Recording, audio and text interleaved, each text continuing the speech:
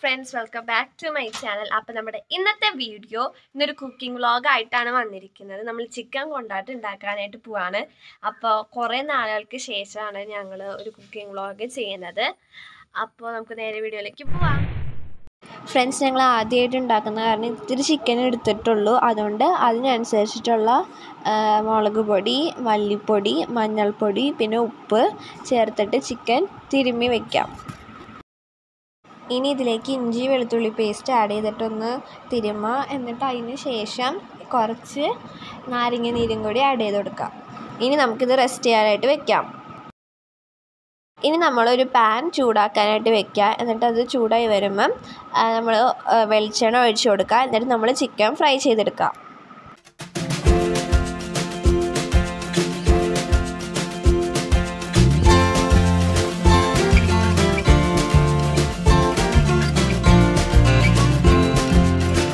Friends, ഇനി നമ്മൾ ഈ ചിക്കൻ ഫ്രൈ ചെയ്തത് മാറ്റി വയ്ക്കുക. ഇനി നമ്മൾ ഈ ഓയിലിലേക്ക് തന്നെ കറി ലീവ്സ് ആഡ് ചെയ്ത് കൊടുക്കുക. പിന്നെ ഇഞ്ചി വെളുത്തുള്ളി പേസ്റ്റ് ഒന്നും കൂടി ഇടുക. പിന്നെ ഇതിൻ്റെ മെയിൻ ഇൻഗ്രീഡിയൻ്റ് ആണ് ചില്ലി ഫ്ലേക്സ്, അതും കൂടി ഇട്ട് കൊടുക്കുക. ഇനി ചില്ലി ഫ്ലേക്സ് നന്നായിട്ട് മൂത്ത് വരുമ്പോൾ ഇതിലേക്ക് ചെറിയ ഉള്ളി ഇട്ട് കൊടുക്കുക. കൂടുതൽ ചെറിയ ഉള്ളി ചേർക്കുമ്പോൾ അതിന് അത്രയും രുചി ഉണ്ടാകും.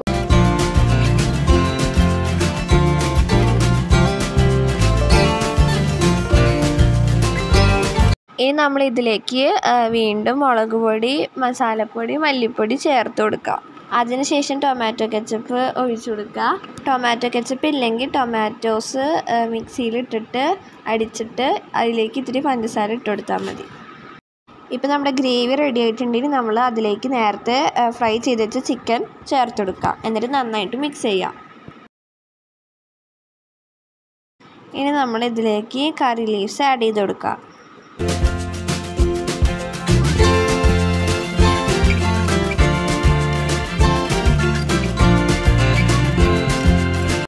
ഫ്രണ്ട്സ്, ഇപ്പോൾ നമ്മുടെ ചിക്കൻ കൊണ്ടാട്ടം റെഡി ആയിട്ടുണ്ട്.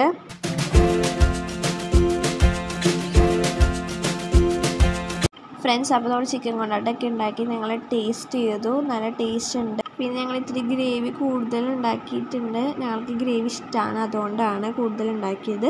പിന്നെ ഇത്തിരി ചിക്കൻ എടുത്തിട്ടുള്ളൂ, ആദ്യമായിട്ട് ഉണ്ടാക്കണ കാരണം. അപ്പോൾ ഫ്രണ്ട്സ്, ഈ വീഡിയോ ഇഷ്ടമെങ്കിൽ ലൈക്ക് ചെയ്യുക, ഷെയർ ചെയ്യുക, കമൻറ്റ് ചെയ്യുക, സബ്സ്ക്രൈബ് ചെയ്യുക. വീഡിയോ ഒരു പുതിയ വീഡിയോ ആയിട്ട് വരുന്നതായിരിക്കും. Bye bye.